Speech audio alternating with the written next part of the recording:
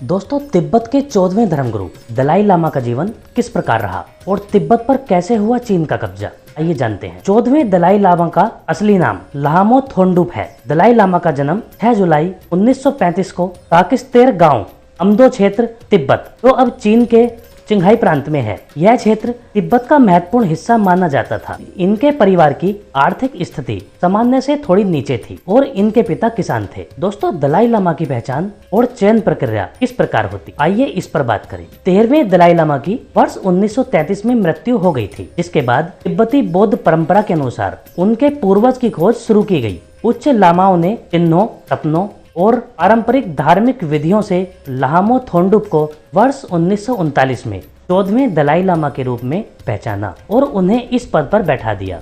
उन्हें मात्र 4 वर्ष की आयु में ही धर्मगुरु घोषित कर दिया गया और फिर ल्हासा, तिब्बत लाया गया, जहां उन्हें तेंजिन तात्सो नाम दिया गया।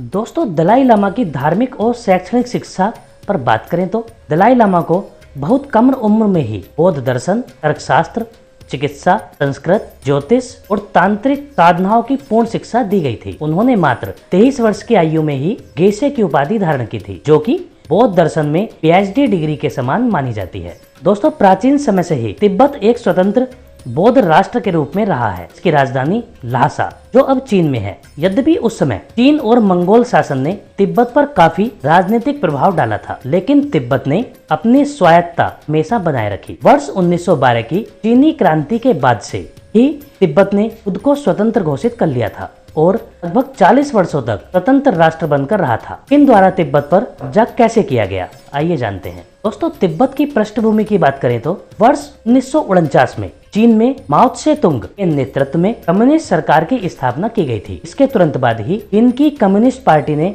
तिब्बत को मातृभूमि का अभिन्न अंग बताना शुरू किया और तिब्बत में अपनी सेना भेजने का निर्णय लिया। दोस्तों, अक्टूबर 1950 में चीन की चीनी पीपुल्स लिबरेशन आर्मी यानी पीएलए ने तिब्बत पर बड़ा आक्रमण किया और तिब्बत के चामडो क्षेत्र पर चीन ने कब्जा कर लिया। तिब्बत की सेना चीन की तुलना में काफी कमजोर और संख्या में बहुत कम थी, इसलिए वह ज्यादा समय तक चीन की सेना का सामना नहीं कर सकी और जल्द ही उसने समर्पण कर दिया। चीन ने तिब्बती प्रतिनिधियों पर अपना दबाव डालकर 23 मई 1951 को तिब्बत के साथ एक समझौता करवाया, इसे आज 17 पॉइंट एग्रीमेंट कहा जाता है। इस समझौते में चीन ने तिब्बत को स्वायत्त क्षेत्र मानने की बात तो की और साथ ही कहा कि वह तिब्बत की धार्मिक स्वतंत्रता और दलाई लामा की भूमिका को बनाए रखेगा। लेकिन यह समझौता चीन द्वारा हथियारों के दबाव में किया गया था और तिब्बत सरकार ने इसे कभी पूर्ण रूप से स्वीकार नहीं किया था। चीन द्वारा तिब्बत में उनकी पारंपरिक संस्कृति, धर्म और प्रशासन में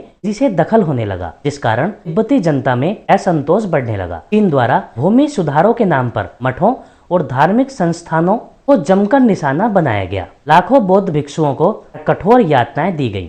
10 मार्च 1959 को तिब्बत के ल्हासा में चीन विरोधी एक बड़ा विद्रोह हुआ था, जिसमें लाखों लोगों ने दलाई लामा की सुरक्षा की मांग की थी। लेकिन चीन ने इस विद्रोह को अपनी क्रूरता से दबाया और हजारों लोग मार दिए गए। वहां की स्थिति बिगड़ती देख दलाई लामा ने भिक्षु वेश में भेष बदलकर 17 मार्च 1959 को तिब्बत को छोड़ दिया और भारतीय सीमा की ओर चल पड़े थे। 31 मार्च 1959 को दलाई लामा ने भारत में प्रवेश किया और प्रधानमंत्री नेहरू द्वारा उन्हें शरण दी गई थी। भारत सरकार ने धर्मशाला, हिमाचल प्रदेश में उन्हें और तिब्बती निर्वासित सरकार को स्थान दे दिया। धर्मशाला से आज भी सेंट्रल तिब्बतन एडमिनिस्ट्रेशन यानी PTA अपना कार्य करती है, जो तिब्बत की निर्वासित सरकार के रूप में आज भी मानी जाती है। दोस्तों, 14वें धर्मगुरु दलाई लामा ने तिब्बत की स्वतंत्रता के लिए कभी हथियार नहीं उठाए और न उठाने दिए। वे हमेशा ही महात्मा गांधी के अहिंसा के मार्ग पर चलते रहे। उन्होंने तिब्बत के लिए बीच का रास्ता अपनाया, जिसमें पूर्ण स्वतंत्रता नहीं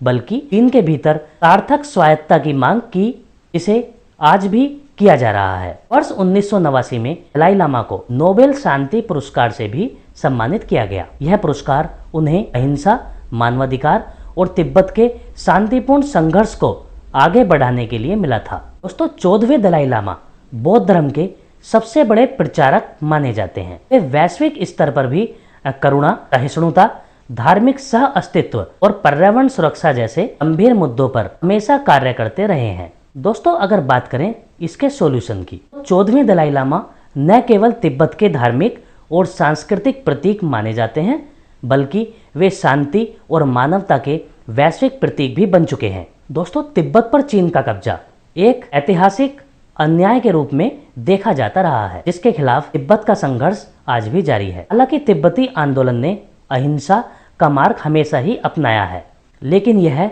एक गहरी मानवाधिकार की लड़ाई भी कही जा सकती है, तो अभी भी समाधान की प्रतीक्षा में लगी हुई है।